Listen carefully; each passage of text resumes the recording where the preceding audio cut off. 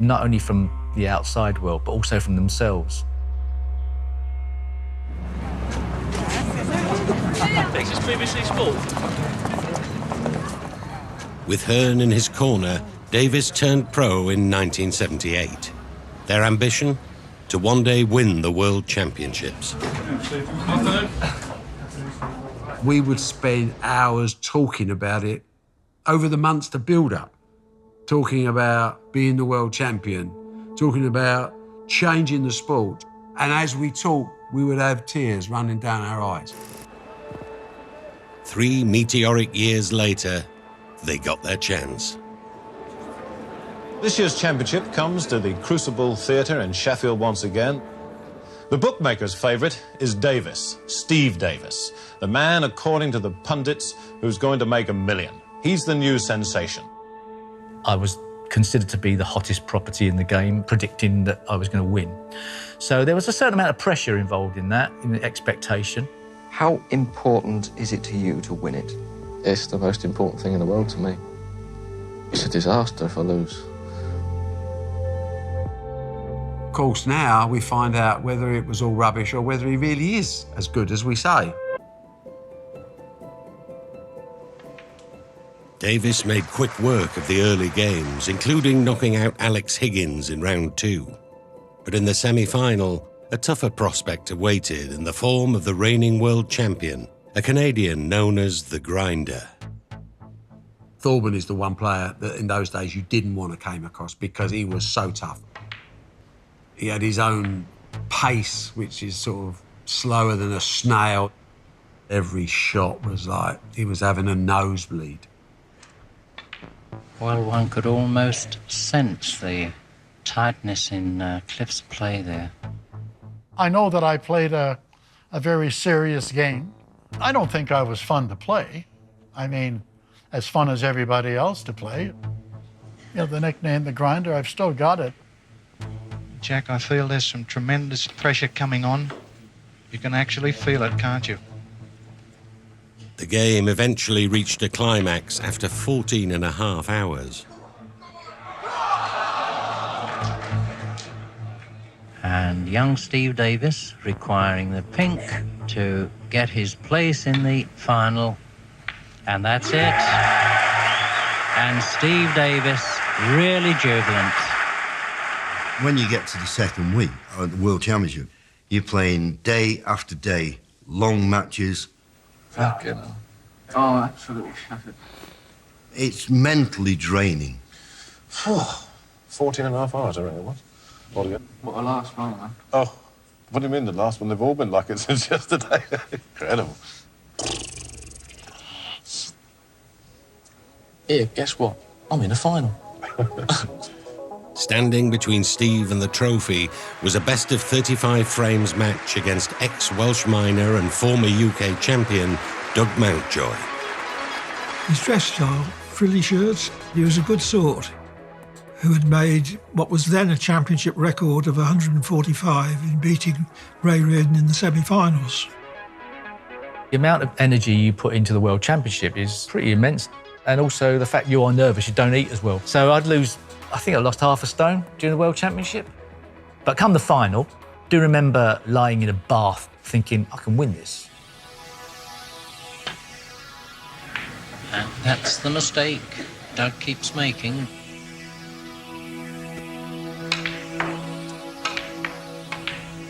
How can you cope with a young man who just merely keeps you off the table by potting every ball?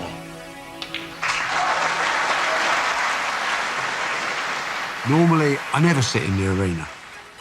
I'm always trying to do something constructive, you know, because that's my job. But on this one, I was in the crowd. This is the culmination of all the dreams. When we first met, he was just a little boy.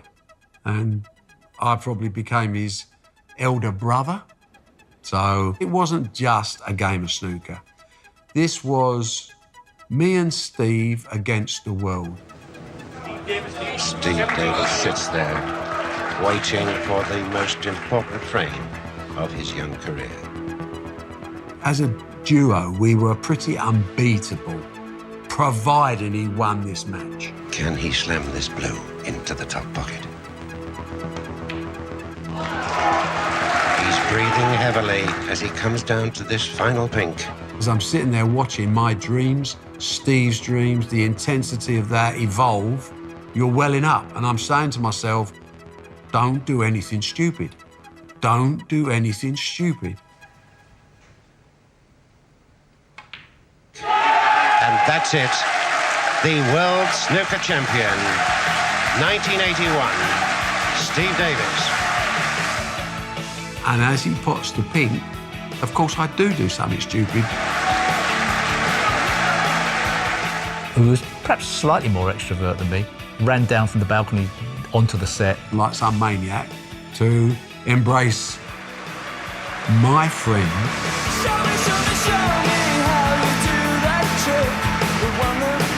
And all you could see was Barry going, yes, we've done it.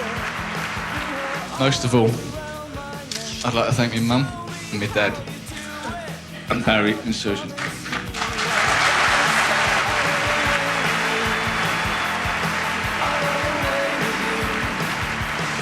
I will never forget that day, and I think about it almost every day. And even after 40-odd years, the hairs on my arms, as I'm talking to you now, go up.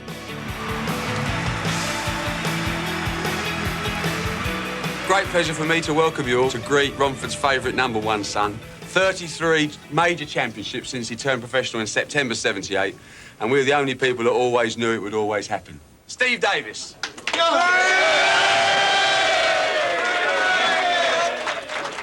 Davis has been transformed from a promising amateur to the greatest player in the world, from a painfully shy boy to a confident millionaire, the biggest earner in British sport. Davis was now snooker's most celebrated player, but there was little chance of it going to his head. Fame hasn't made much difference to Steve's lifestyle. When he's not working, he still lives at home with his 17-year-old brother Keith, who doesn't play snooker, but works for the Barry Hearn empire. So I was having a great time, but I wasn't throwing tellies out windows. You know, I was keeping the lid on that. He's bringing in the money into his bank account, and we're only too pleased that he's able to put it away into various investments and... Don't tell anybody that he's bought us this house. That's all on film, and now that's all on tape. Compared to Davis, the way Higgins celebrated his famous World Championship victory in 1982 couldn't have been more different. Together with fellow pro Jimmy White and manager Jeff Lomas, Alex decided to celebrate back home in his native Ireland. Every town we go into, we'd arrange for all the nightclubs to stay open, and we're going to every one of them. In Dublin, I met Finn Lizzie. UB40 booked into the next suite. Phil Lynott booked into the suite next to them. Def Leppard turned up as well. It was just 24-hour party time. With adoring fans willing to pay to see their snooker heroes play, a lucrative exhibition tour of the country was arranged, where Alex could show off the World Championship trophy. But it quickly descended into chaos. The promoter had run off with all the money, took all the ticket money. So me and Higgins decided to go and do it for the fans, for nothing. They're halfway through the tour. The driver who was driving them round from venue to venue got wind that the promoter had run off with the money. So he thought his only insurance to get the money was to kidnap the World Championship trophy. They found out where this guy was in a caravan. And the guy who was driving this mobile home knew the law, and he said, look, I'm keeping this trophy until I get my money. Alex has called the police, and Alex is shouting, get in there, he's got my trophy. And you couldn't make it up. When a local news crew turned up, Alex decided to pay the driver £250 out of his own pocket in return for the trophy. He maintains that he was promised payment by the initial promoter. Well, so was I. But you must understand his difficulty. Well, what about mine? And what about Jimmy's? Jimmy hasn't been paid. I haven't been paid. There's a lot of people who haven't been paid. I'm the only one that seems to be paying out any money. You haven't been paid in It fact costs me a fortune being world champion. It's safe and sound. Not like the World Cup. It wasn't a dog that found it, it was the dog that had it. Alex's tour ended in disarray. But it wasn't just here that things were starting to unravel. By the summer of 1983, cracks were beginning to appear in his relationship with wife Lynn. By that time, he'd had about a year, 18 months of friction. I would think to be married to him would be hard work, to put it mildly. He could be as sweet as anything, but he could turn at just something that would annoy him. He was vulnerable because he couldn't go the day without a drink. He was drinking a bottle of Guinness for his breakfast. Maybe a drink helped him get through the lonely moments, I don't know. On a family holiday in Mallorca, after a night of heavy drinking and a heated argument with Lynn, things took a turn for the worse. Alex was having mental health problems. He took an overdose when he was on holiday in Mallorca. In fact, when he came home, he was checked into a mental health facility. Alex spent 4 days in the hospital, his relationship with Lynn badly in need of repair. And it was just 2 months later that he found himself 7-0 down to Steve Davis in the final of the UK Championships. Welcome back to the climax of this year's Coral United Kingdom Professional Snooker Championship. Well, there's a well-wisher who's rooting for Alex. 7 frames behind Davis, and we're all sat there thinking, well, you know, he can't beat Steve. And that was a beauty. At this time, it wasn't just Steve who had someone in his corner. During the UK Championship, Lynn came along, and it was apparent that reconciliation was in the air. And this seemed to give him a new lease of life. So Alex leading by 47 points to 9, and he's calling the tune at the moment. But even though Steve Davis was a lot more consistent, better all-round player, he would have known, 7 frames up or not, if Alex Higgins got in the groove, anything was possible. Oh, and that's a delightful shot by Alex. You get that thing with sports people who are slightly past their prime, which is they keep putting their foot down on the accelerator, but it doesn't always work. But when it does, it's magical. And Steve Davis there must be wondering, is this the turning point of the match? Something changes, and next minute he starts to fly. I was 7-1 in front, and then 9-4, 9-5. I'm still 4 frames in front, right? But I'm in bits, and he's buzzing, and you have to sit there and try and look calm. The story so far, the tremendous comeback of Alex Higgins. They've now reached 12 frames all, 7 to play, each man needing 4 for the championship. He was able to produce some incredibly amazing moments. On occasions, when things have been going really badly in his life, maybe he could enjoy the beauty of having the freedom to just play the game. After clawing his way back to 15 all, Alex pulled ahead in the deciding frame. Steve took the advantage in the first session with a whitewash over Alex. Alex replied, forcing Steve to concede. And so the congratulations and the commiserations. The UK Championship final, one of the best on record. That would have to be one of Alex's best matches ever, along with his 2 world titles. Yeah, I mean, that was one of the greatest comebacks in the history of our sport. And Alex Higgins is the UK champion 1983. I mean, everyone in snooker thought, if Alex wasn't so volatile, how good could he really be? I must admit that my good lady has helped things and spurred me on and made me straighten myself out in many ways. I now know what I can become, and it's just a matter of discipline all the way around. Just knew how to touch the heartstrings of anybody he ever come across, you know.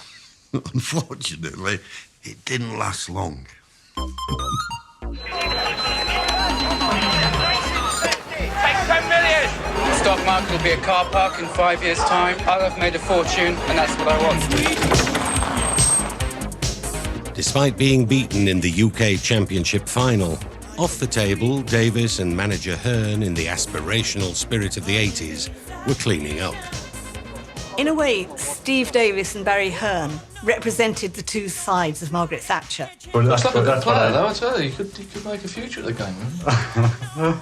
There's Steve Davis, who kind of represents the Methodist side of Margaret Thatcher, the diligence, the hard work. Margaret Thatcher quite liked the professionalism that we all brought to the game. You can make good, you can do good by hard work and grafting. And there's Barry Hearn with all that Essex energy, get up and go, the freedom to earn, to make big money. Barry was definitely one of Thatcher's children, no doubt about it. He saw what Steve could become, and he was able to look further ahead. I want domination. I want a control freak. So who else is out there? With one of the best players in the world already in his stable, Barry began to expand his matchroom management company. You know, we went out and added Willie Thorne, Cliff Thorburn, Griffiths and Mio. He then realised that if he had more and more players at the top, that he had more power. Well done, Terry. Well done, my son. Matchroom expects. Yes! But it's not just about what they do on the table, because actually they all pretty well do the same thing on the table. They're all good players. They pop balls, they win games. So what we've got to do is to look beyond that player. So I sat down with them and said, right, we're all individuals. How are we going to be standout individuals? I said, Davis, you wear a white shirt, black suit, you'll drink water, you won't say anything, you're the boring one. At the time, it was relatively cutting-edge stuff. He was selling me as a commodity, quite rightly so. There was a commodity to be sold. That's it, perfect. Now you've got a V to run the queue along, OK? Barry Hearn gave us a way to understand and connect with the snooker players by bringing their characters to life. Steve Davis, known as this boring character, that's what everybody thought of him. And it worked. I like it. Willie Thorne, all you talk about is gambling all the time anyway, so, you know, you're going to be the face of gambling. Let's talk about it on air.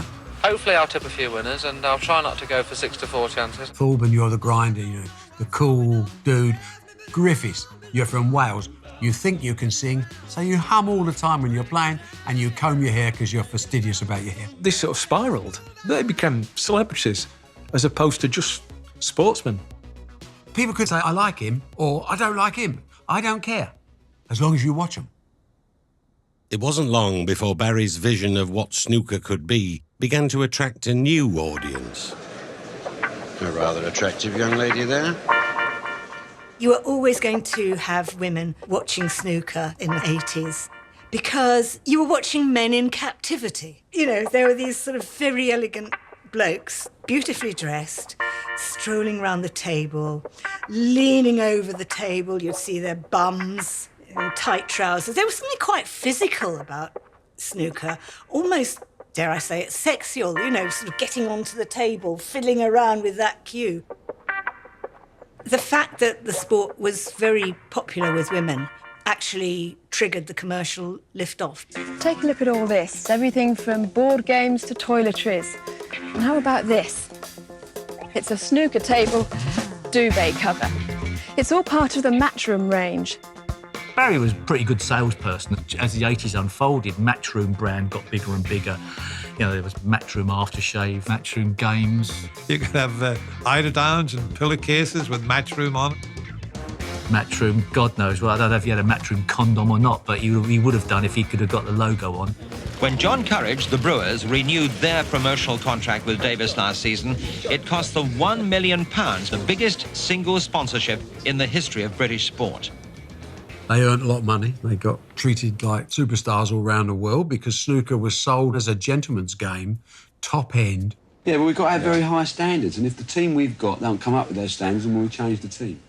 A £1,000 fine for any player that doesn't go in the sponsors' lounge after the match, and £500 if they're not there half an hour before the start of their game. When you hired a matchroom professional, we had a certain brand value, and that brand value could only be made up of professionalism, People don't want to take risks. I have no idea what I've earned this year, you know, no idea at all. But what happens when you want money? I just phone Barry up and he transfers it into my bank account locally. Of course, I get a wage every year because, you know, I got a obviously limited company and I get like a monthly wage, you know, and if that's not enough, then I phone up Barry and say, can I buy this? Like when I wanted to buy the motorbike. I said, can I buy the motorbike? And he said, no, he said, keep taking the sensible pills, you're not having a motorbike. Despite Barry's expanding roster of stars, some were never destined to join his Matchroom brand.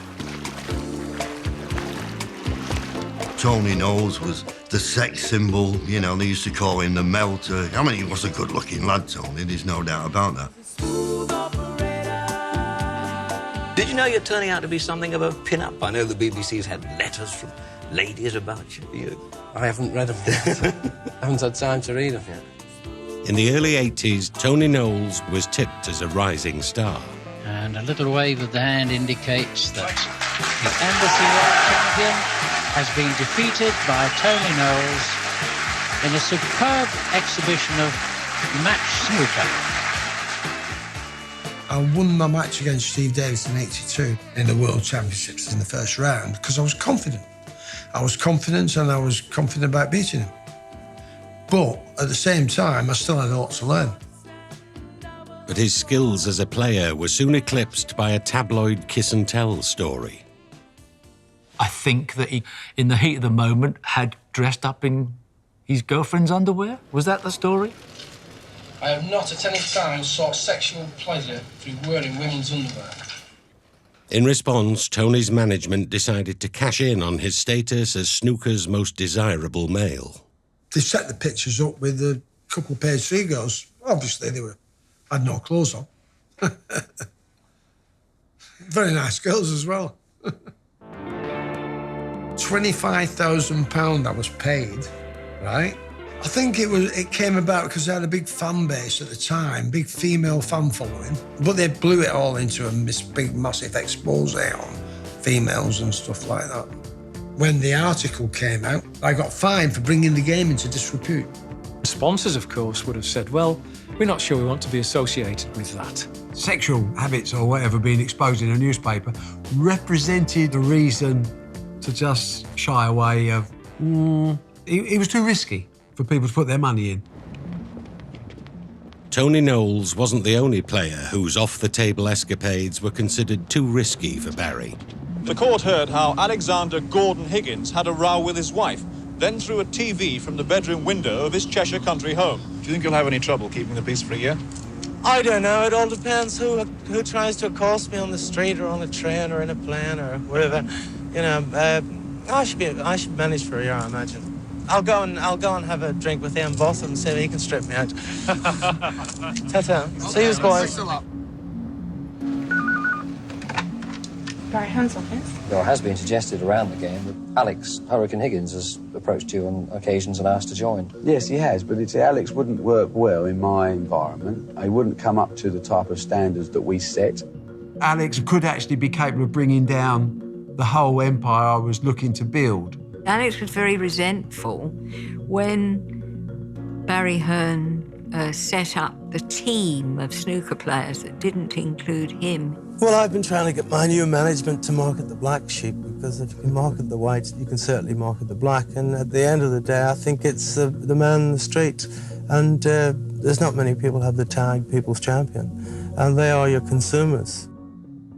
There were very limited commercial prospects for Alex. The people weren't falling over backwards to get him to sponsor anything. I would think there would have been certain things that would be good for him after he'd won the world title, but I don't think anything to do with the normal family life would be any good.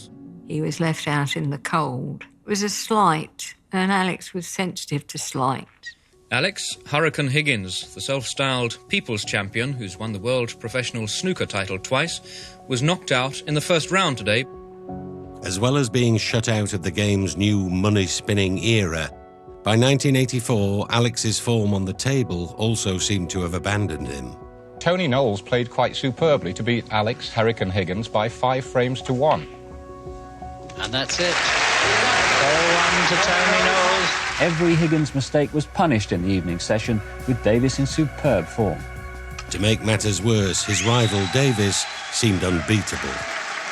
He is achieving what nobody else has done before. But despite their differing fortunes, there was one thing Alex still had that Steve lacked.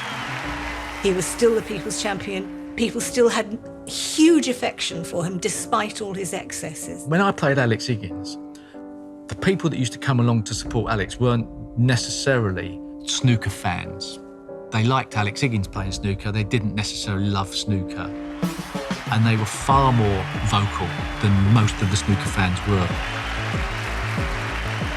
Steve will tell you, when he used to play Alex, he'd be down on the shot and somebody would cough.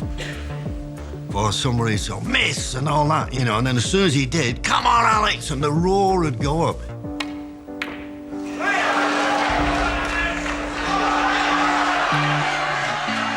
There was a stage with Steve where he was getting booed into arenas. And I remember him turning around to me and saying, why do they boo me? And I said, because you win all the time.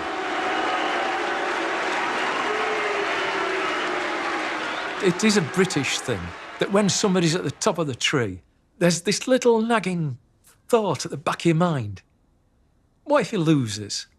I won't be that disappointed if he lost, you know.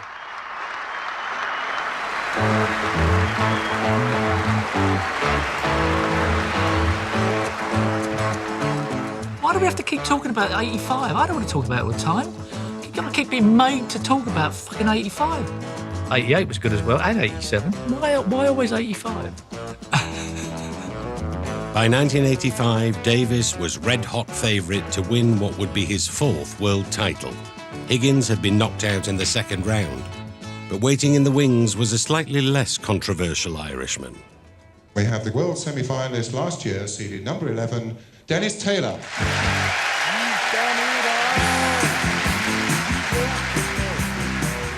It was something like 40-1 to win the World Championship. Dennis had been a pro for so many years and had been a good pro, great pro. He hadn't really won as much as probably his talent deserved, but he'd always been a grafter, trier. I did feel that I'd underachieved somewhat. I'd lost the year before to Steve Davis. He beat me in the semi-final.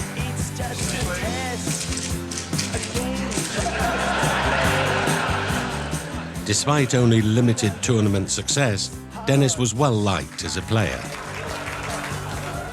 Right, back to the serious stuff. During a game, you often find yourself in this position here. Just got a lot of pleasure out of making people laugh and entertaining them on the snooker table. Known as the Joker, Dennis had a distinctive look. I'm short-sighted in one eye and slightly long-sighted in the other. Quite an awkward prescription. When I started playing with these upside-down glasses, I think Eddie Charlton, he said I looked like the cross between Elton John and the front end of a Ford Cortina. And these are proper glass. They're quite heavy, really, and the glare was coming in. I hope I don't...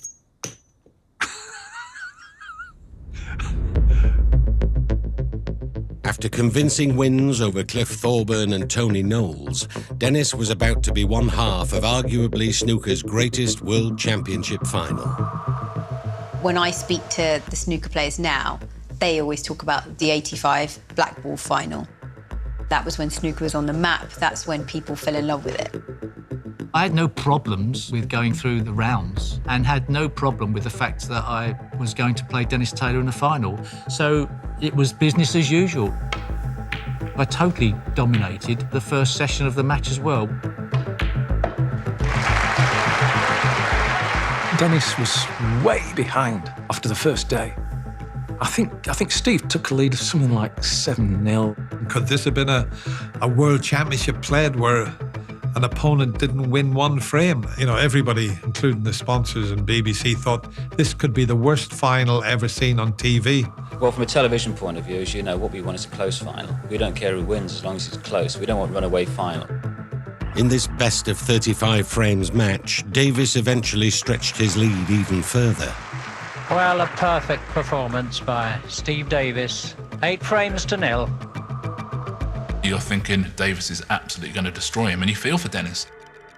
I couldn't do anything about it. I just had to sit there and watch him knock break after break in. Sitting there, I'm still thinking about my mum. In the months leading up to the final, Dennis had suffered a devastating loss. I mean, I thought I'd have my mum around for at least another 20 years, and all of a sudden she had this massive heart attack. I was very close to my mum. She was a lovely lady. After what happened to my mum, it changed me completely. I remember saying, I'm not going to worry about anything. It doesn't matter how bad it gets, I'm not going to worry about it. My mum was with me throughout the whole of the Crucible tournament. She was there every match. So that was a bit of a comfort to me, you know, while he was dominating the table.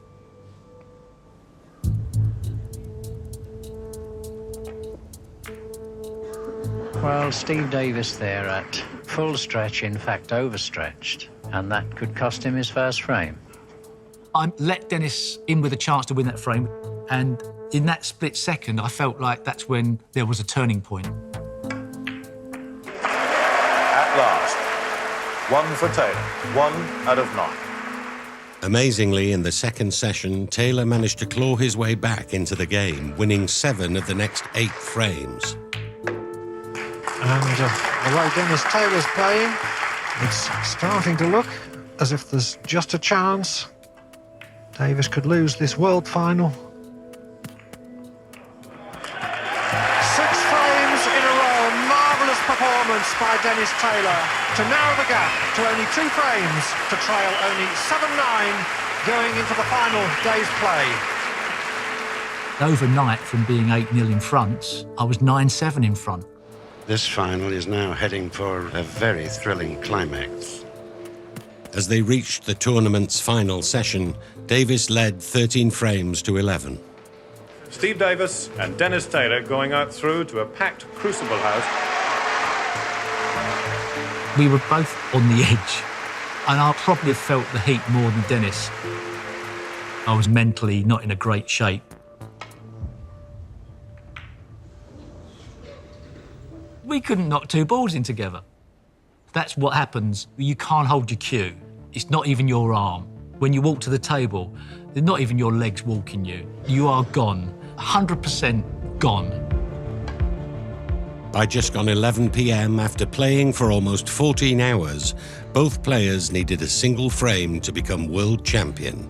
Final frame. And so the lights go down. The players shake hands.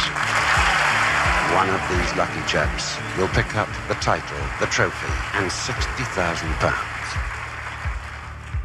It would be the longest frame of the whole tournament.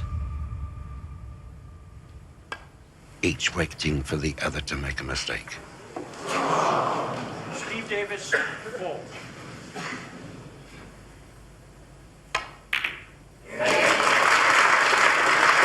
He's 9 points in front. As midnight came, despite trailing, Taylor found himself in with a chance, but still needed to pot all 4 of the remaining colours to win. I bet you could hear a pin drop everywhere.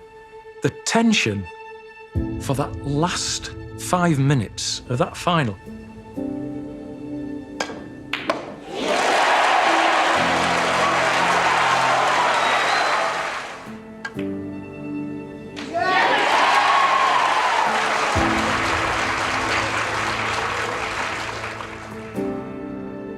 You'd certainly like to play the double.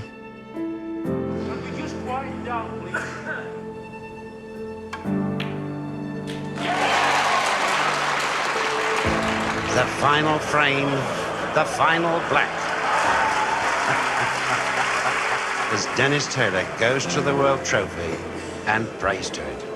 I have never known an atmosphere like this.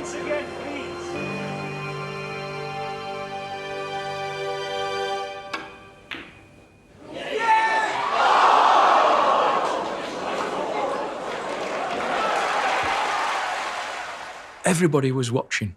Nobody switched off. Nobody went to bed. They reckoned the figure was around 18.5 million that watched it. That's like a World Cup final. I mean, a World Cup football final.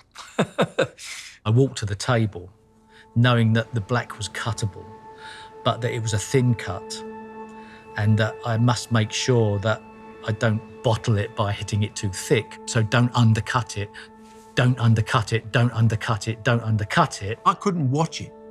I was standing behind the curtain at the entrance of the Crucible, and I turned away and closed the curtain, and I heard the click.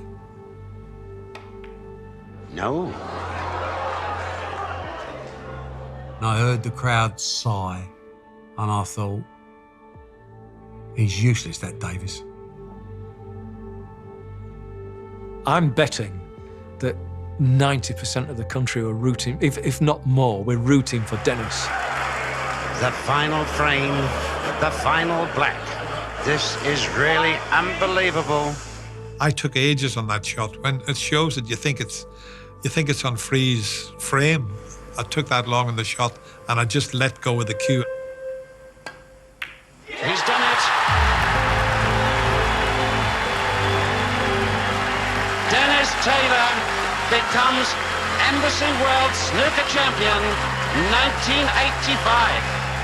The way I reacted afterwards, I think I was stamping the cue, and I didn't know what to do. Without doubt, that would have to be one of the greatest moments of my life. He is so thrilled. And a sad champion, Steve Davis, looks on.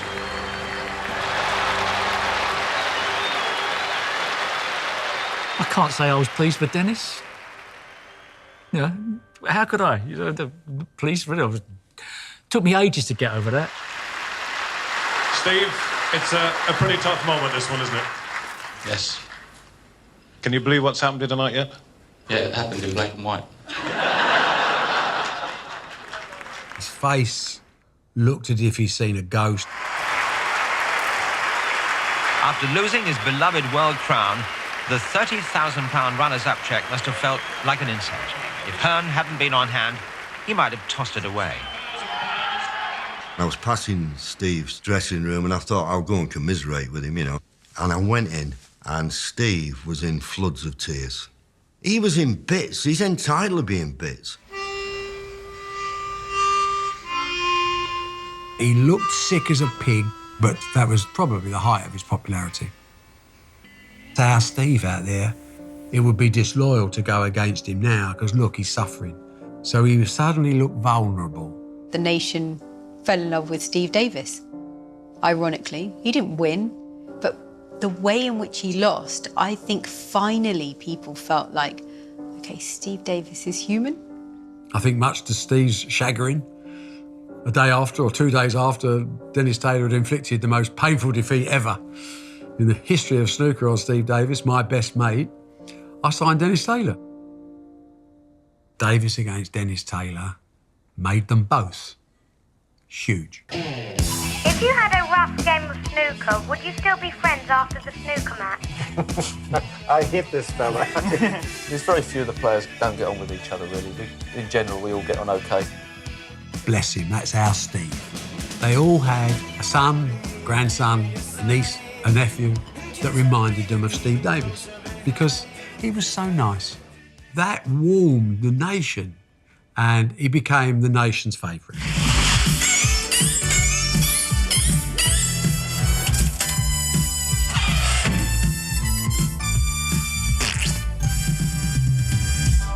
And then I was a regular on Spitting Image. Well, I'm very angry.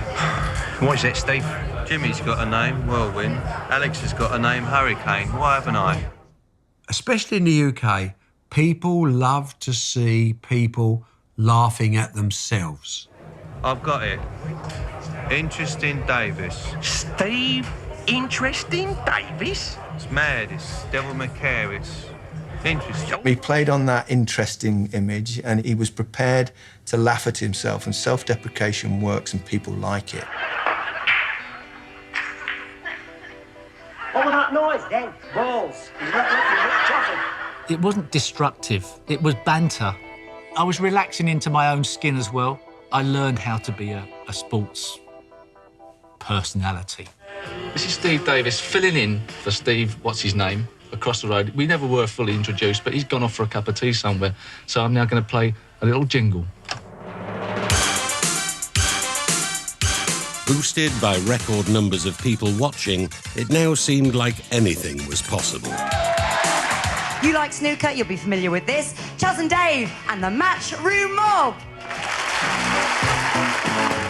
I do remember Barry phoning me up and saying, we've got a song.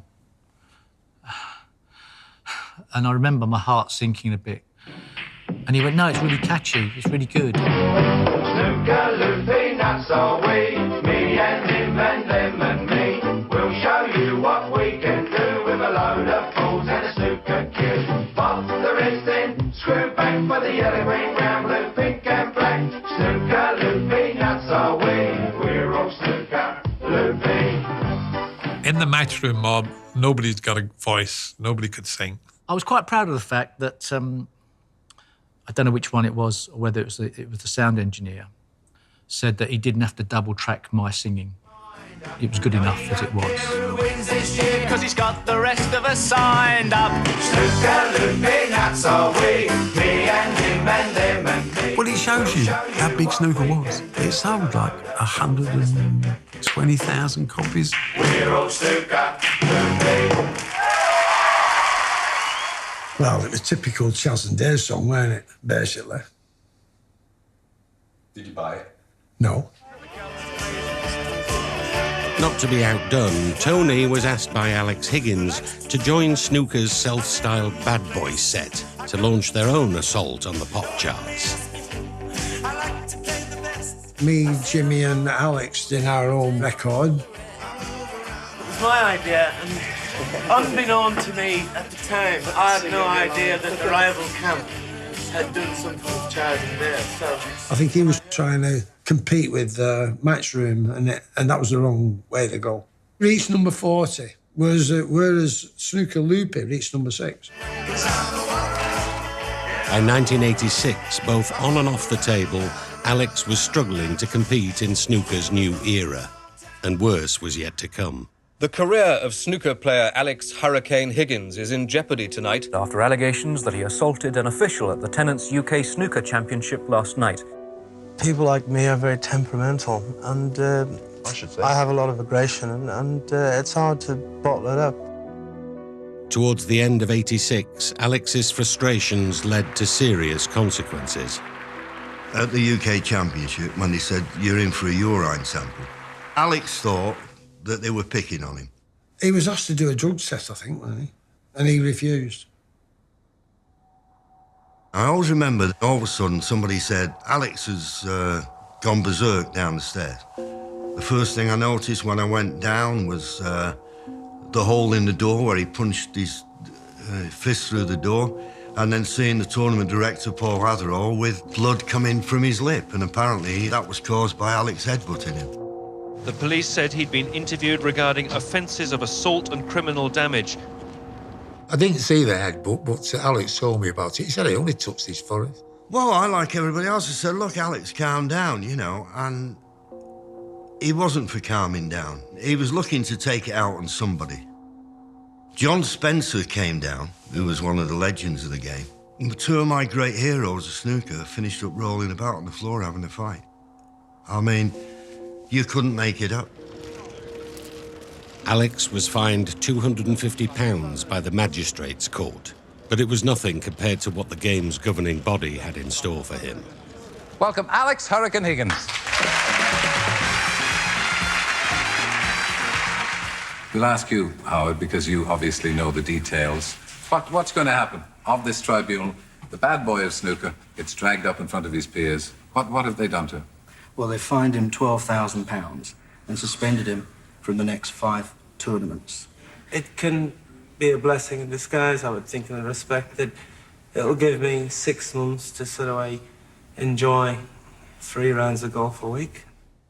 I think he's almost like a defiant child who's been hauled up before the headmaster and he doesn't realise he's about to be expelled from school. Are you sorry? I'm sorry, yes, of course I'm sorry, because, I don't think the incident was diffused when it could have been diffused. He doesn't care. He's probably quite proud he did it. I think when he was banned for a season, I think people were a bit taken aback. It's a long time. It's not career-breaking, but it's not far off. I think he should be banned for life. He's not a gentleman. I don't think he'll ever be a gentleman. I don't think he's a people's champion anymore. I think people realised, once that announcement had been made, that it was going to be very, very difficult for him to come back. It dropped him out the top 16. It cost him, but he deserved it. By the end of 1986, Hearn's matchroom revolution was complete, with his players winning virtually every major tournament. People criticise Matchroom like they criticise Everton and Liverpool. The thing is that it's all down to winning, and that's what we've done all year.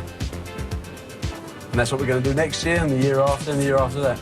If you're looking at the issue politically in the 80s snooker, it's quite a mirror image of what was happening to Britain. Some people were suddenly progressing rapidly and making loads of money, and others were left behind.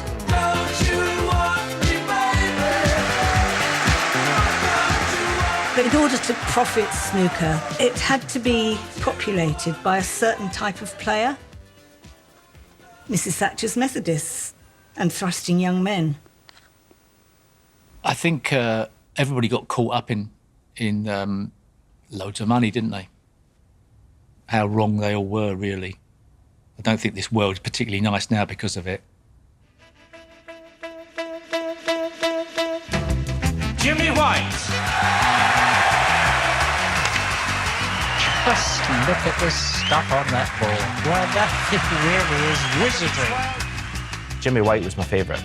Jimmy White was my hero. Words escape me. Just fantabulous. Wanted to win the World Championship, but I was go really off the rails. Cocaine, it was everywhere. Crack is like sucking the devil's dick. I said I see no joy, I see only sorrow, I see no chance of your bright. All episodes in the series streaming now on iPlayer. If you are feeling emotionally distressed and would like details of organisations which offer advice and support, go to the BBC Action Line website, or you can call for free at any time to hear recorded information on 0800 066 066.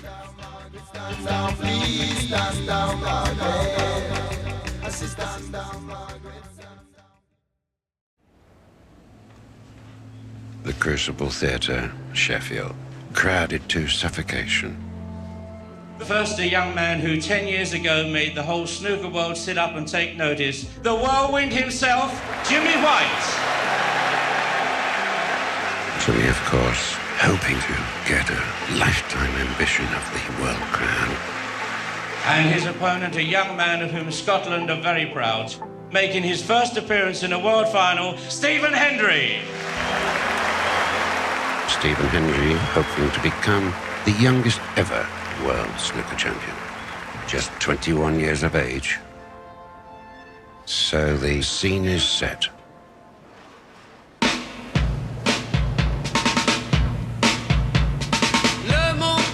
This is the story of how, for a remarkable period in the 80s, the game of snooker became a national obsession. Women were into it, youngsters were into it, old people were into it, and everyone was watching it. Is this BBC Sport? People became addicted following the storyline. It was Dallas with balls, it was Coronation Street with cues. Its unlikely heroes, a golden generation of players, the likes of which the world had never seen. Danger, genius at work. Well, that really is wizardry. Their almost supernatural talent, outmatched only by the intensity of their rivalry. He said, the next time you go back to Northern Ireland, I'll have you shot. And a kamikaze willingness to test their own limits. Was he drinking? Do bears go in the woods? Kirk Stevens confessed to being a cocaine addict. Well, let's say they represented a well-known Birmingham escort agency. I got fined for bringing the game into disrepute. The police came round trying to find Alex, and he'd pulled a gun.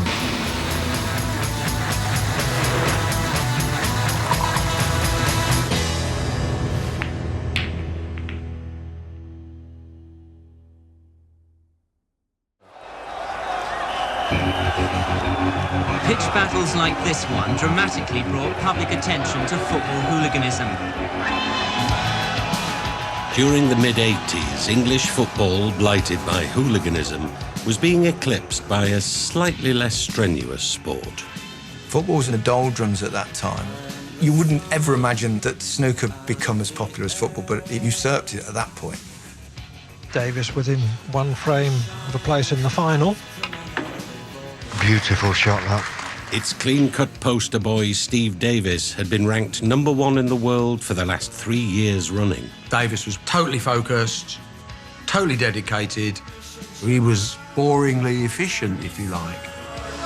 Thank you, gentlemen. Alex Higgins was entirely different. Crowd pleaser, obviously a very naturally gifted player, but was a wayward lad that lived on the edge. After headbutting a match official, Alex Higgins was starting a 5-tournament ban, and many felt there was no longer a place in snooker for men like the Hurricane. But there was one player many considered his natural successor. Hello. All right? How you doing? Good, you? Yeah, very well, thank you.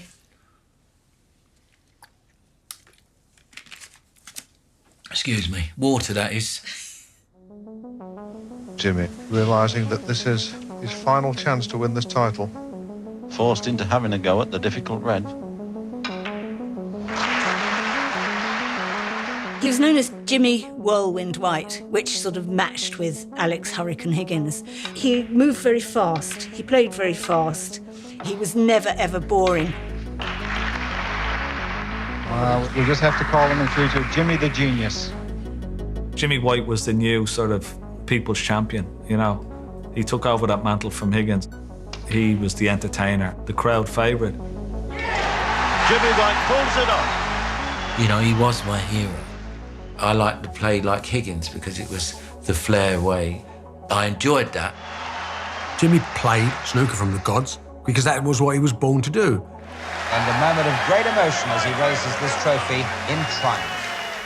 Jimmy may have played like Alex, but it wasn't just his on-the-table technique he was drawn to. Alex Hurricane Higgins has been fined £1,500 by snooker's governing body for swearing after a tournament on television. But no action was taken against Jimmy White, who'd allegedly been involved in a row in a hotel. Jimmy, he's in the same sort of mould as in Alex, where he's a kind of a rebel. Alex recognised that Jimmy was a sort of the next people's champion after him. They sort of became brothers.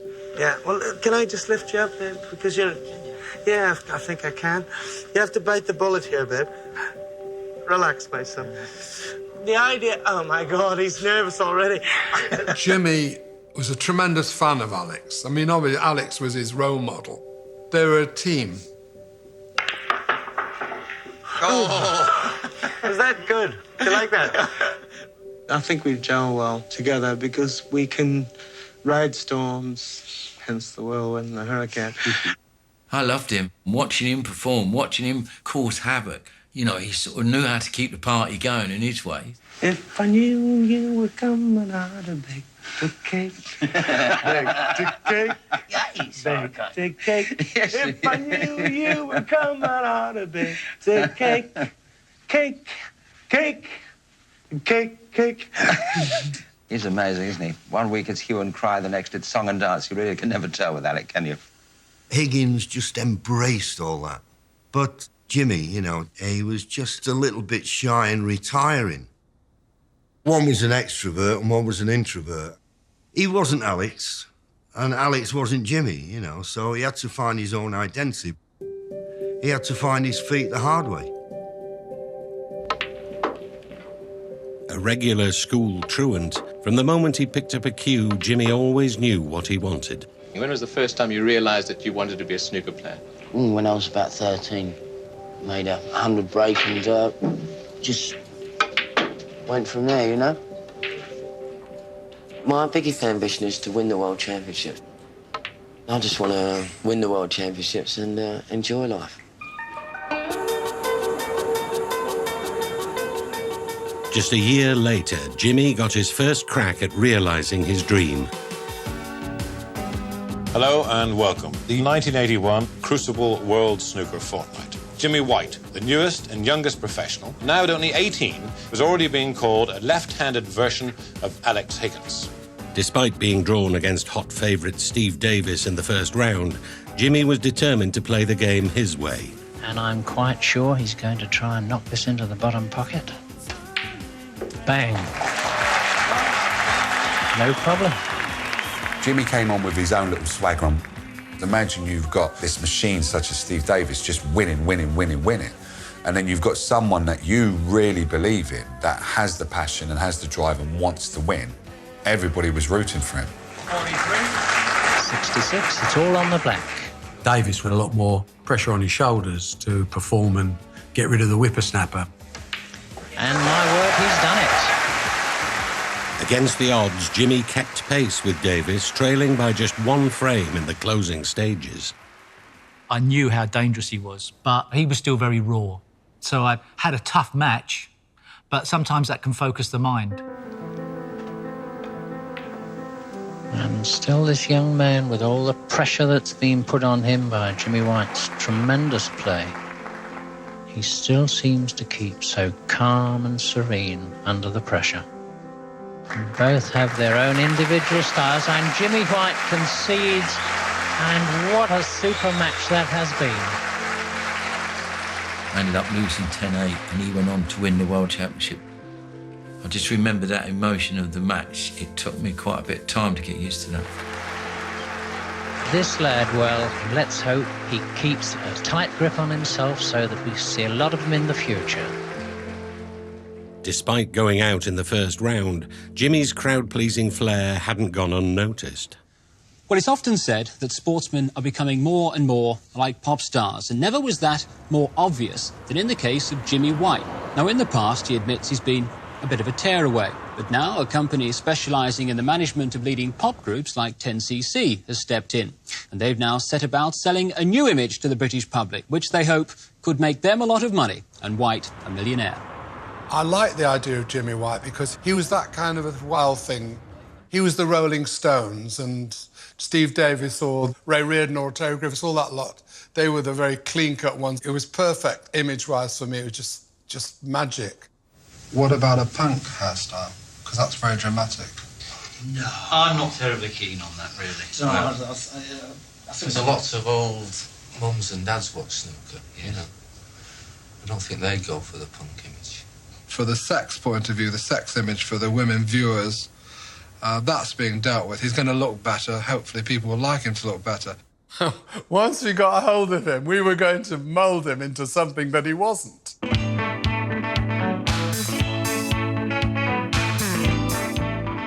The dress of the snooker players in those days was pathetic. They all looked the same. They all looked like penguins. You know, we're entertaining the world, so get them something to look at. We've already taken care of the tea to a degree. That really looks good, I think. Anything to make him look better. You got new choppers. Yeah, it was unusual for the British to have new choppers. That was more the American way, wasn't it? You know, I quite like it now. I don't think I was too keen at first. Wouldn't you prefer, though, Jimmy's image to be Jimmy himself rather than No, Figment? because to me and to everybody that really knows us, he's Jimmy himself. Harvey may have changed Jimmy's image, but changing Jimmy was to prove more challenging. Jimmy White's successes have too often been marred by his problems away from the table. He has, for instance, been banned from tournaments for being drunk, including an event organised by Pontins. Maureen was phoning the office for about 3 days, demanding, where is Jimmy, where is Jimmy? And I had an idea he was at Pontins. At approximately 1 a.m, Mr. Jimmy White, who was obviously very much the worse for wear for alcohol, was seen throw a pint pot up in the air, hitting the ceiling in a relatively crowded area. When the holiday camp would close, loads of people would come back to our chalet. We used to have 2 chalets, one to sleep in and one to party in. And I think Harvey went into the party chalet. It's a cross between Girls Gone Wild and Boys Night Out.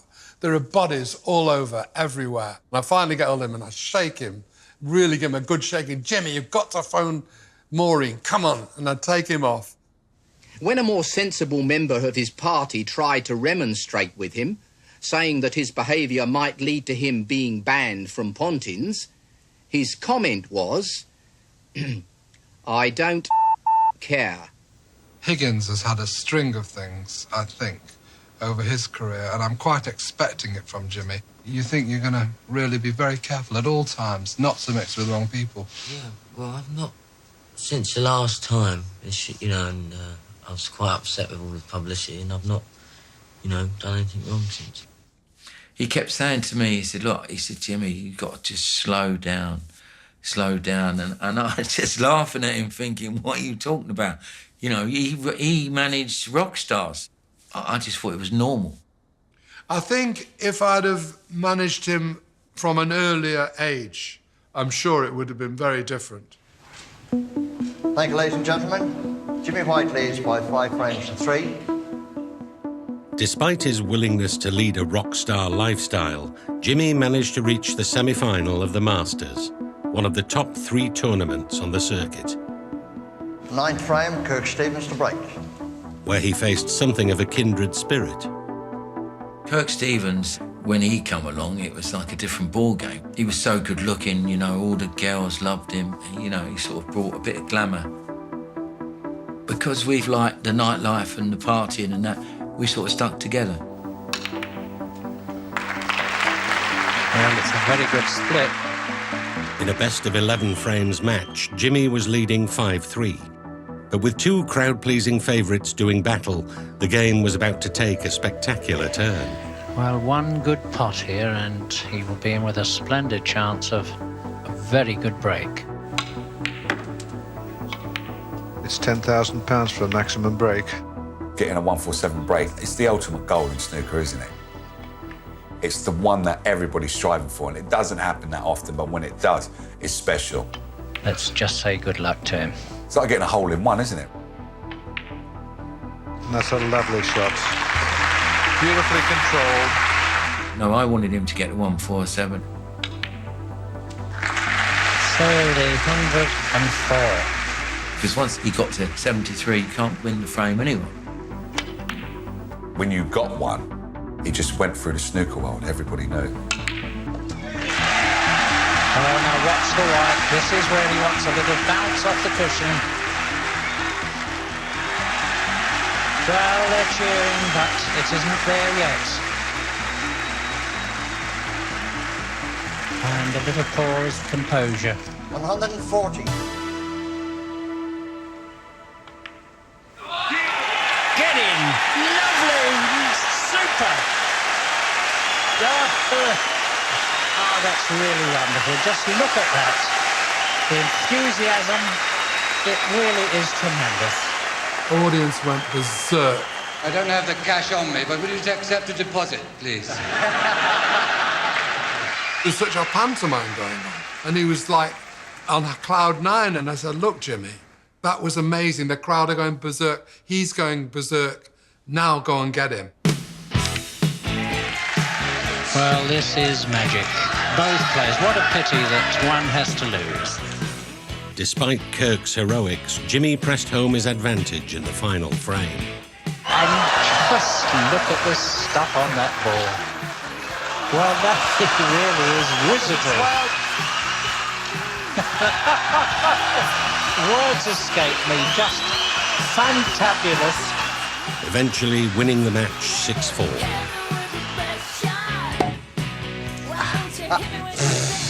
Got any glasses? These. These? Oh, yeah, sure. Yeah, sure. Hey. You'll have a quick drink, won't you? Hey, this could Okay. I've got no suit for tomorrow night. Here we go, Jim. We're recording.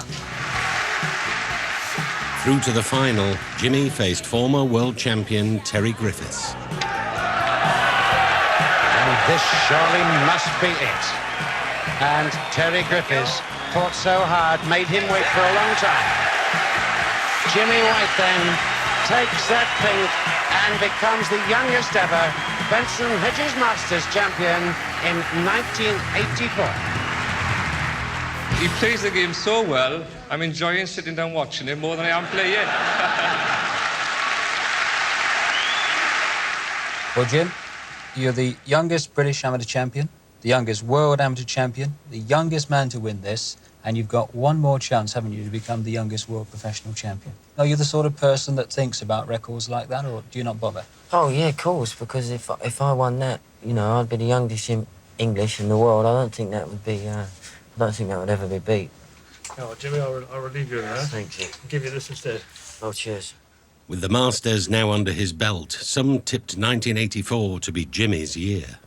We all thought he was going to win the world title. There was no question. But you got to work, you got to practice, you got to play. You just needed the application. We was partying all the time. Peter Stringfellow had a club called the Hippodrome, and he used to have a champagne bar. So we got all the girls round us and we're giving bottles of champagne away. You know, I had a blast. I had loads of drug dealers all over the place. I knew all of them.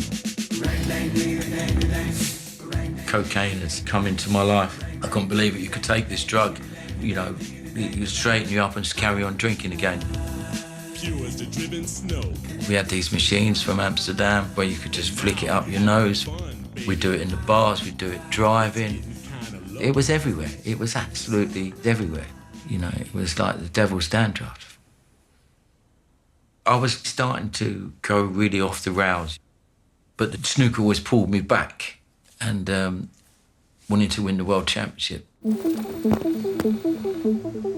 I don't know what to say, you know what I mean? I'm absolutely stoned on natural air. Just 3 months after their Masters clash, Jimmy defeated Kirk Stevens once more in a semi-final. But this time it was the World Championship, and Jimmy would go on to face the man who'd knocked him out in '81.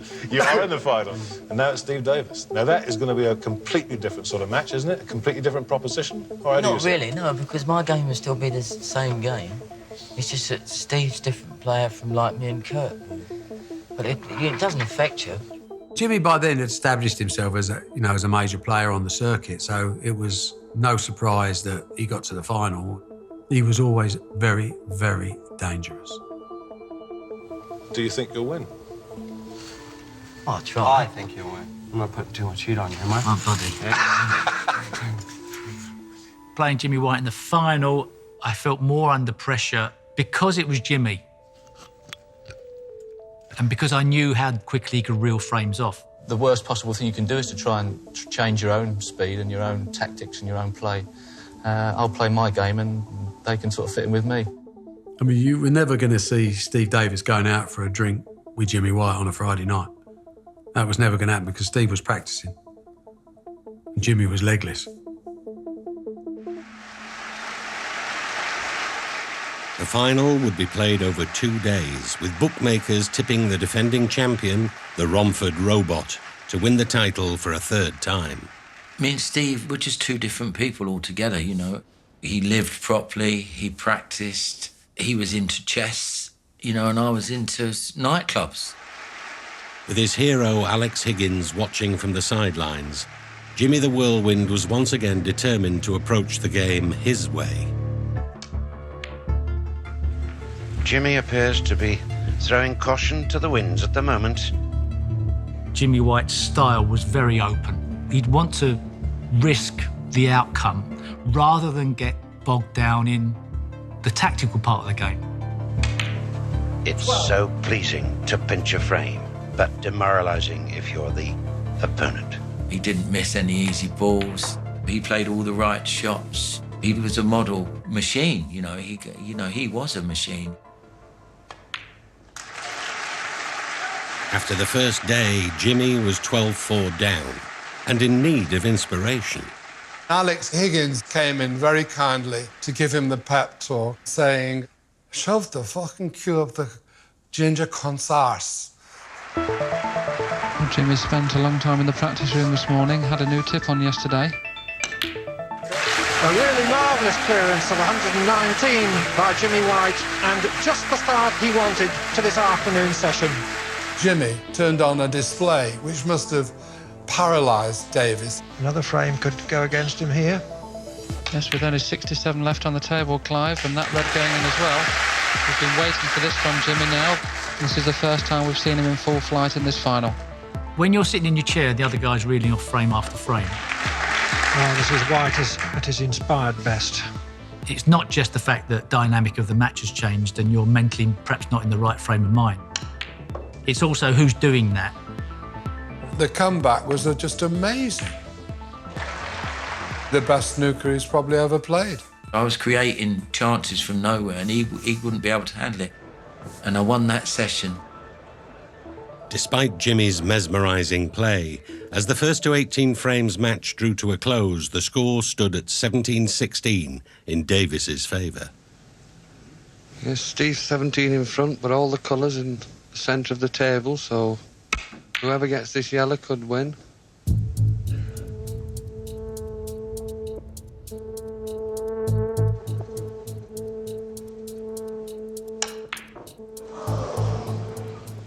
Well, Jimmy had a go, and I think he may pay the penalty. Great shot. Still needs the green, and this isn't easy at this stage of the match. So this final is still not over. Quiet, please.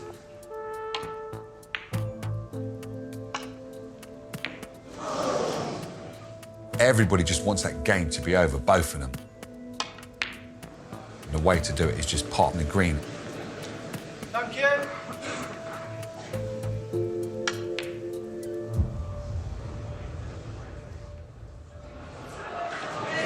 He was a long, long way away from that one. And this is probably the best chance Steve's going to have. Not an easy green, but should he get it, must finish on the brown.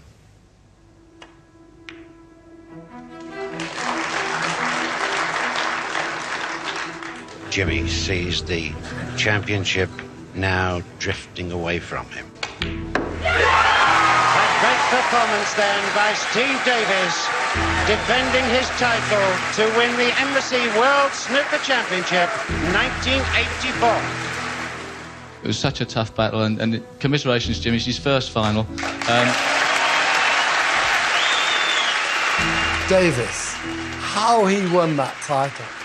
I mean, he was granite. He just did. He just played the game.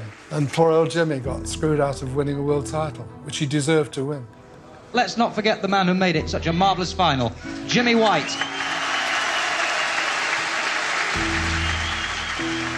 He wanted Jimmy to win probably more than Jimmy. I dare say if Jimmy won it, Alex would have been out there for the trophy presentation. Oh, I mean, I wanted Jimmy to win that final. I thought Jimmy was going to do it, but just sort of fell at the last hurdle. He just didn't have that little bit extra to stay with Steve. It was devastating watching. Devastating watching someone not quite manage to win it. What was Jimmy lacking? Lacking the killer punch. It's not unique to him. It's happened to a lot of extremely talented people. And they get to the point where they can win the dream title and they suddenly start thinking, I'm on the tightrope. They look down, you know, and they fall to their destruction. You have failed to produce the winning shot. And that's destroying to people. Shortly after his 84 defeat to Davis, Jimmy parted ways with his manager, Harvey. I couldn't understand when he tried to get out of his contract. I thought, well, he's changed, his character's changed, he's gone weird. Something was weird was happening. I felt there was changes going on. The cocaine days were becoming 2s and 3 days. It was getting crazy. I tried smoking it and got completely addicted to it. I remember I had 35,000 in a Moody account. No one knew about that, and I just drained that banking account on the crack. Before I knew where it was, we was like, see my best friends crawling all around the floor, try and find little bits of rocks, and seeing someone who you trust your life with get a bit of a rock and hide it in his pocket, because that's what that crack did to you. But it was a dark time. It was probably the worst, looking back, probably the worst 3 months of my life. It was pretty evil. The cocaine for me, I say the devil's dandruff. That crack is like sucking the devil's dick, because that is that evil. And I would never go there again.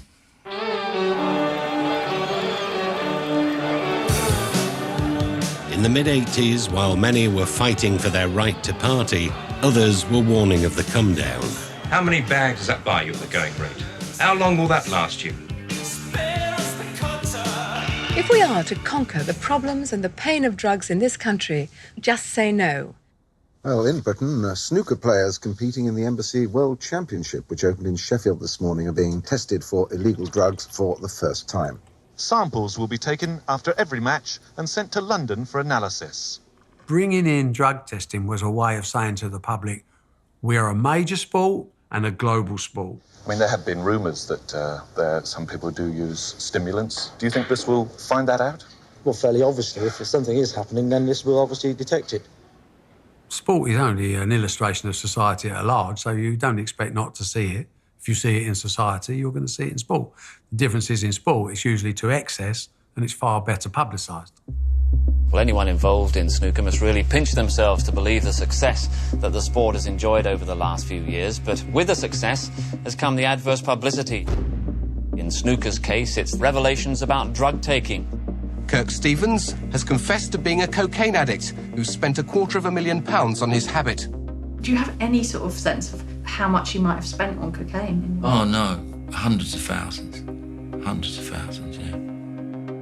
If you're young and you've got lots of money and you're in sport, I mean, it must be difficult, mustn't it, not to be seduced by all this? I knew Alex was doing drugs. I mean, yeah, Alex was doing everything that was possible. But I didn't with Jimmy. I never expected him as a heavy drug taker at all. We hid it well, shall we say. I was lucky enough I didn't interfere with my snooker. It was something different, Yeah, I mean, obviously you hear stories. You would hear about that scene, but I was kept well away from all that. At the tender age of 17, Stephen Hendry's been dubbed the baby-faced hustler, the super cool kid, the hottest property in British sport. Up in Scotland, shielded from the temptations other players had succumbed to, a young snooker player was making a name for himself. You said earlier this year that you were going to be world champion within 5 years. Do you still stick to that? Yeah, I still stick to that. With the dedication I'm putting in, plus the experience I'm gaining from playing in the professional circuit. Definitely, yeah. Hello, a very good evening to you from Glasgow's Hospitality Inn on the opening day of Scotland's only major international snooker tournament, the Lang Supreme Scottish Masters. A capacity crowd here, breaking off the Scottish champion, the 17-year-old Stephen Hendry, his opponent, whirlwind Jimmy White. In the 1986 Scottish Masters, a fresh-faced Stephen Hendry was taking on his idol. It was the first time I'd played him in a match. There was high hopes that I might challenge. At the time, Jimmy White was my favourite. Jimmy White was my hero. I just loved the way he played, the deep screwbacks, the cue ball going all the way around the table. See your hero was exciting for me. 45, 46, 56, Jimmy White. So it gets built up and built up and built up. No looking at all in the first frame, was unable to get to the table, so we've yet to see his ability. A terrific young man with a great future. He mustn't play those loose shots too often. I just froze, basically. The big question is whether Stephen can hold him now. Trailing by 3 frames. Shakes his head. things are not going at all well for him. Because it was Jimmy, and because it was this big televised event in Scotland, I just felt under pressure. Break goes to 66. That's horrible. There's no worse feeling.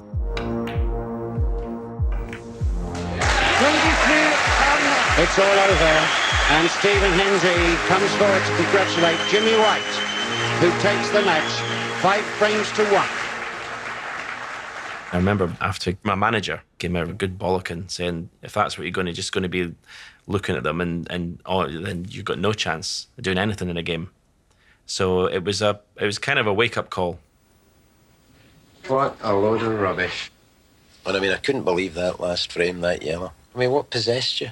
I couldn't believe it. You did my brains. I don't think you can just make excuses in terms of the amount of work. I made excuses for the work.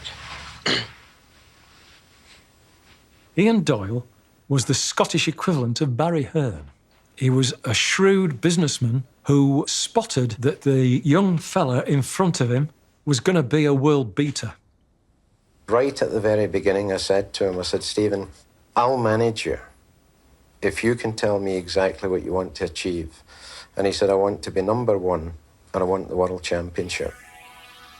Ian was a sort of dour Scotsman. He's a disciplinarian. Look at the way the balls are separating. Easy for him. Absolutely easy. How about this one? It would just annoy the shit out of me when he'd come in and, like, you know, the amount of times I told him to fuck off was just like, get out. We'll have ups and downs all the time. We'll have our little arguments about things, but more or less in the end, we always come out friends. He used to give me the hairdryers and everything in intervals and matches. You know, you can't put a ball, you're getting beat by his, you know, he's taking the piss out of you, you're a joke, everything. Completely, like, go through me. But it worked for me. It just made me angry. It just made me determined to prove him wrong. Are you setting up a rival camp north of the border to Barry Hearn? I don't Doesn't think it work so. like No, that? I don't think so. I don't think it works like that. But I think the most important thing that Barry's taught everybody, that you've got to have winners. These players are among the game's highest earners. They're all part of one company, Matchroom. In the case of Jimmy White, I sensed an opportunity. He was in that rebellious part of his youth where, you know, I'm my own man, I do my own things, mate. Young kid, flash, social, party animal. He was on the superstar, rock star roller coaster with Alex Higgins and Kirk Stevens, but he also knew that he wasn't earning the type of money that all the Matchroom players was earning through publicity, commercial endorsement. Jimmy wanted a bit of that. They had Matchroom aftershave, and they were doing these tours of the Far East. And if you like the lifestyle that I'd gotten used to, it was the part of me that thought, well, I've got to go and get that money. In late 1986, Jimmy shocked the snooker world when he signed to Hearn's Matchroom, the same management company as his clean-cut rival, Steve Davis. I thought, oh, that's an interesting fit. He was probably not the normal sort of player that Matchroom would have represented. His image in the press has been that of a wild boy. Very much so. And that is his image, and that is Jimmy White. He is a wild boy. Jimmy was the wild card. He actually gave me the variety that I didn't have within my own setup. You needed a wild card, and I didn't realise at the time how much I did. It was kind of like he joined the establishment. I always thought of him as like a rebel. He was on his own, doing his own thing. Now, we better take the glasses off, because I've never seen Jimmy play this before. Are you sure? Do you feel that it's giving you more stability? Yeah, I seem to have my feet a bit more on the ground now. I'm like, my affairs are sort of sorted out, and I'm just sort of practising my snooker and trying to become a winner, you know? I mean, if he wasn't going to win with Barry Hearn, he wasn't going to win with anybody. It was a statement signing. We are here, we are real, we are winners, and we're going to dominate. If we felt we didn't have the future, Jimmy obviously being top potential winner over the course of years ahead, we now do have. Get in. It gave me that little bit of street that I didn't have, because of all the things you can say about the players I had, they didn't necessarily have the street. With Barry Hearn calling the shots, snooker has become show business. He's Tony, he's Steve, he's Neil, he's Jim, he's Terry, he's Dan, he's Willie. We're going to do the Romford rap for you, though you might think it's silly. Being part of Hearn's elite meant Jimmy had to fulfil certain obligations. I feel a bit sorry for Jimmy, getting caught in a crossfire of the Romford rap. He got sucked into the world of it. No, that wasn't for me, no. We had to dance along a big giant cushion of a snooker table with the cues above our head singing, "Open up your trap and give it some of that." Whether you're a paddy or a tappy or a jump or a jet. Blame Barry. Whether you're yellow, green, brown, blue, pink or black. That's the only time I've ever seen a miserable face on Jimmy White. If you're on form, you'll clear the cane. For a maximum Perry Wood. He was embarrassed to be part of something which was so naff because it wasn't where he came from. But he did it. Open up your trap and give it some of that. He was just trying to make more money because Snooker Luffy done it. It was a shocking record. You can do the Romford rap. It only got to number 95, and it meant that we didn't have to do another record. I wondered whether Barry would try and control Jimmy and make him more of a different person. I did wonder that, but I kind of knew Jimmy. I think most people would think that would be, there's just no chance of that happening. The snooker boom has even reached Hong Kong, and Hearn has made sure that his boys are at the head of this Far Eastern revolution. With Jimmy now in the matchroom fold, Hearn had more players for his overseas exhibition tours. And whilst the up-and-coming Hendry already had a manager, he was asked to join the big boys. The matchroom were the elite. Being invited to join them was amazing. We used to go to Bangkok for a week, and then Japan and Hong Kong. These were days when we'd be getting loads of money and we'd just be socialising with the cream of all these countries. It was marvellous tours to be on. Jimmy White, they used to love him. Needless to say, he partied straight after. My manager, Ian, was with me, so no, I wasn't let off the leash. I was still sort of under the thumb, as it were. But there's a couple of incidents. One in Hong Kong, we had a boat trip.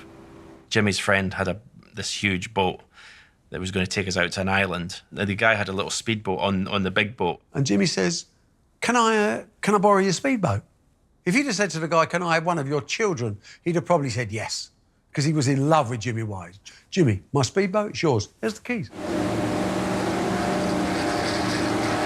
He was taking Steve Davis round and round and going so fast. His bravery at cornering was beyond... I just was scared. I'd never get in a car with him after his speedboat escapade.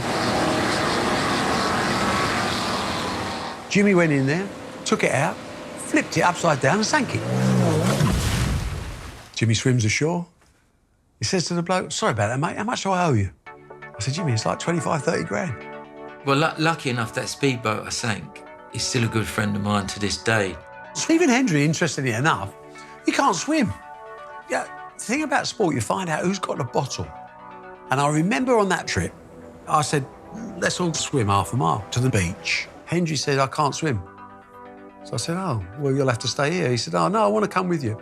I'll put a life jacket on. And he just put a life jacket on and jumped in. And we all pulled him half a mile and couldn't swim. But I thought it showed lots of bottle. Hendry took less than an hour to dispose of his stablemate and doubles partner, Mike Hallett, and the very appreciative audience got their first glimpse of a man who's certain to be a household name before very long.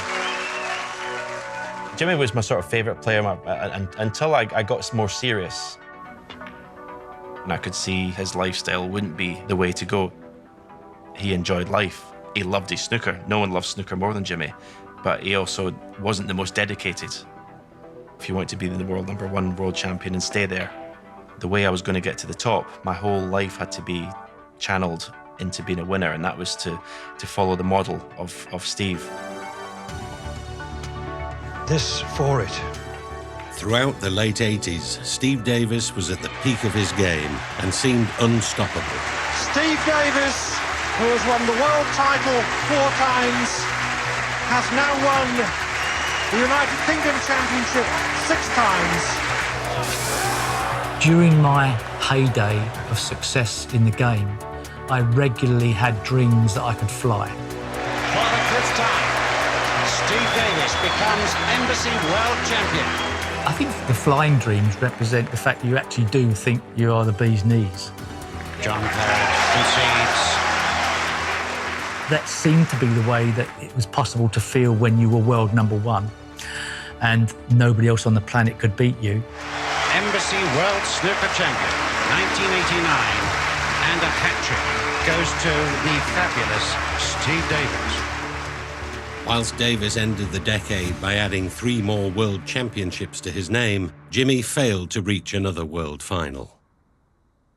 Steve was much more successful in tournament victories, but Jimmy's profile as a latter-day Alex Higgins People's Champion grew and grew. Steve, he used to win more than me. And Barry would say to me, what the fuck are you doing? Why don't you just practice and win? With the 1990 World Championship coming up and Hendry rising through the ranks, it seemed Jimmy was finally ready to change his approach to the game. I got my head down a bit. I knew that this Stephen Hendry was around. I knew that, to even compete with him, I had to practice. So, I did become sort of half a professional, where I've sort of put in quite a bit of practice and tried to live a bit better. He even started to spend less time with his boyhood hero. I wasn't doing so many exhibitions with Higgins. Looking back at it now, Barry must have, cleverly done that. Yeah, I think that was more of a decision by Jimmy, to be honest with you. I think whilst he didn't ostracise himself from Alex, he definitely saw less of him. The World Championship finals of 1990 was a pivotal year in snooker. It was the changing of the guard. It had been 8 years since Alex Higgins last lifted the World Championship trophy. Look, I don't think I'll ever give up this game until I got a 3rd World Championship. Awful miss, and there have been just too many mistakes. Alex Higgins, the lawn to himself, desperately trying to hang on, trying to be the player that he feels he should be. 20. Alex Higgins concedes forthwith. Alex crashed out against Steve James in the first round. I think he knew at that moment that was going to be the last time he ever played in the World Championship. His game had gone. Putting it bluntly, he was a wreck. After being beaten in this year's championship, Mr. Higgins allegedly assaulted an official. Later, he said he was retiring from snooker. I'm absolutely sick to hear and further about taking all the shit, and I'm not prepared to take it any longer. So you can shove your snooker up your jacksie. I'm not playing no more. It was horrible watching him do that, watching that speech, and, I just wanted to go and grab him and bring him out of there. Higgins, he was one of them drinkers that drunk all the time. But with me, when I started drinking, I just drunk for like 4 hours non-stop, you know what I mean? But I wouldn't drink if there was no action going on or no music or anything. Jimmy loved Alex Higgins, no question about that. But he also knew that he couldn't afford to go down that road. Ladies and gentlemen, will you please re-welcome Jimmy White and Steve Davis. The hurricane was out, but the whirlwind had managed to progress to the semi-finals, where he and old rival Steve Davis were set to battle it out over 31 frames. Steve Davis had always been Jimmy's nemesis, and whenever they met, Jimmy couldn't quite get the better of Steve. Thank you, ladies and gentlemen. Frame 27, Jimmy White. I was in front, but definitely under pressure. This is the different Jimmy White. Normally, he would have slammed that green into the green pocket. He's playing a very different game of snooker, and it's paying off. I was clean that year, and I'd been practicing really hard. Jimmy White now leading 15 frames to 13. and requires just one frame to put himself into the 1990 World Snooker Final. We all thought, this is the moment, this is it. And I think that's why everyone was behind him, because we like to see someone overcome their problems and come back. Taking this down the table. Jimmy White, one. Had it gone, I think he might have won the frame. As it is, he could so easily lose it. You had to be 100% on your game. You was anything less, you had no chance. 39 points ahead, only 27 points left. Steve Davis, 60. Jimmy concedes. So the defending world champion Steve Davis saves this semi-final, and there's just one frame only in it now. Steve wanting 2 frames, and Jimmy still wanting that one.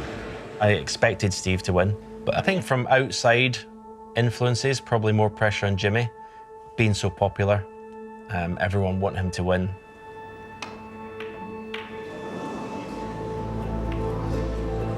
So the fortunes once again change. Thank you, ladies and gentlemen. Well, yes, Jimmy certainly twitched on that. He hit it twice as hard as he needed to.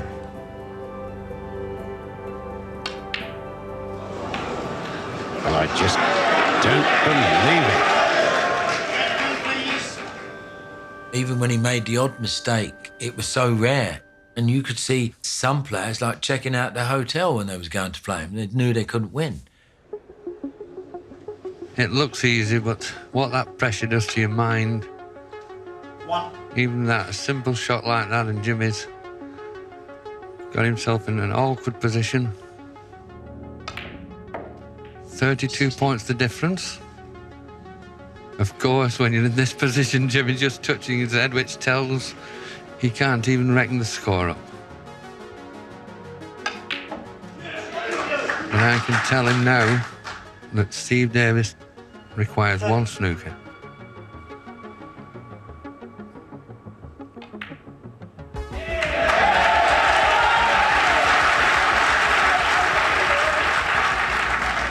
It's a very popular win.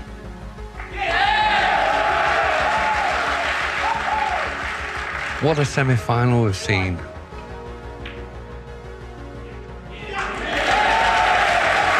And like the great sportsman he is, he applauds his opponent as Jimmy White fights his way to the final for the 1990 championship with victory over defending champion Steve Davis at 16 frames to 14. What a performance!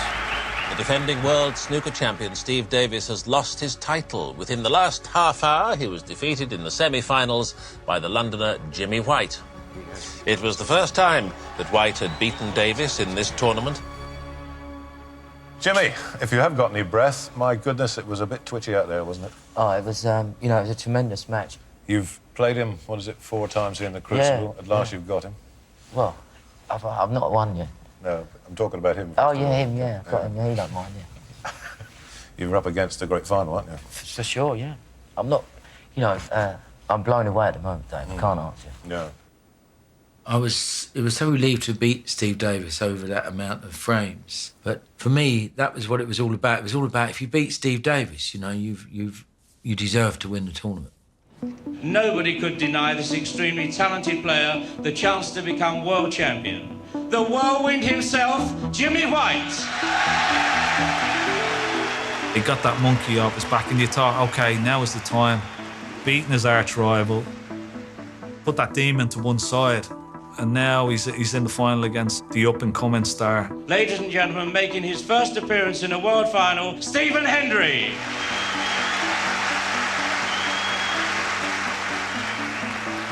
1990, that's probably what I'll be remembered as, the mullet final.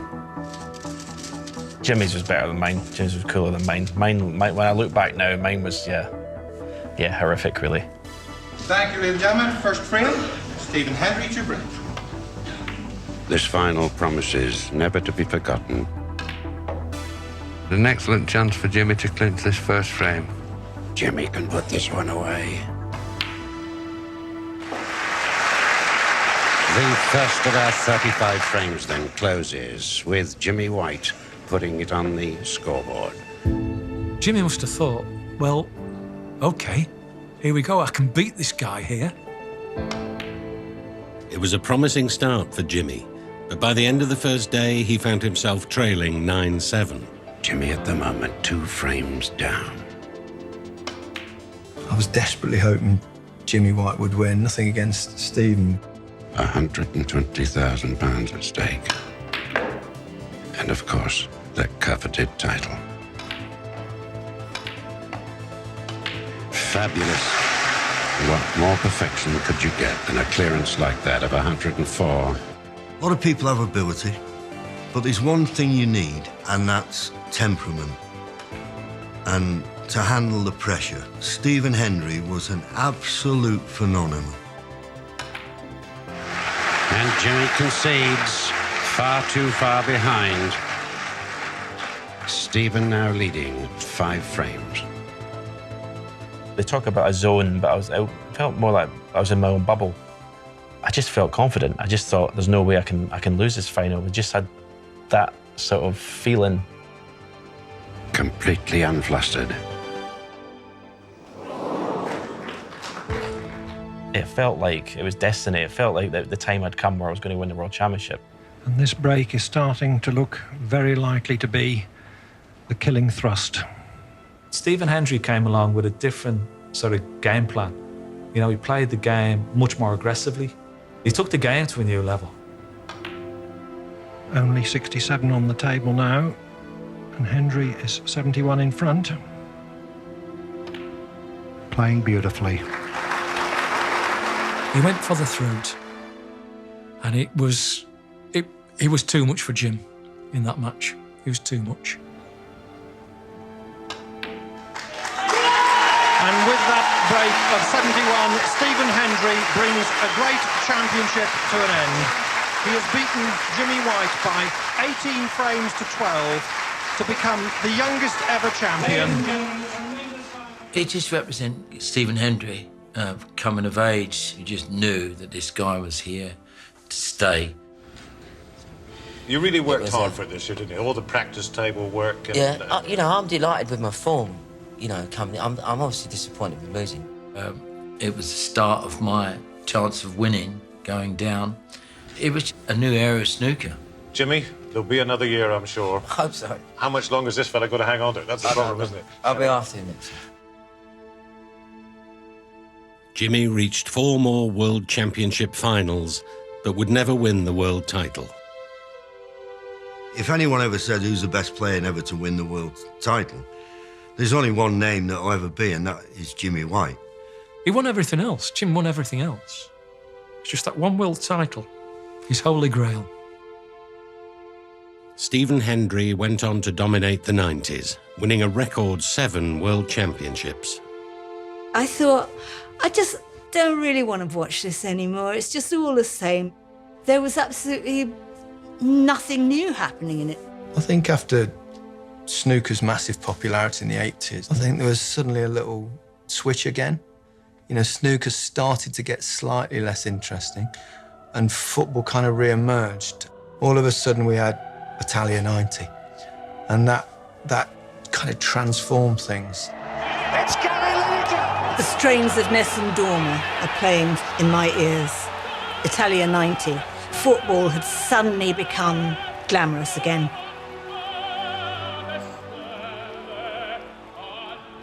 Sport doesn't go on forever. That's the problem. We've lost some great personalities, and the sports always move on. There's a kind of sadness when you think that way, but at the same time, there's some joy in what they gave us during those magical times.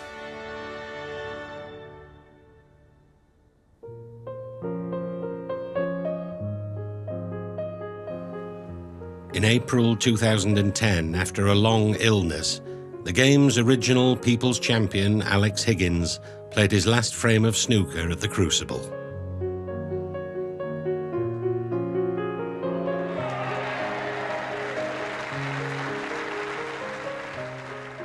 Alex Hurricane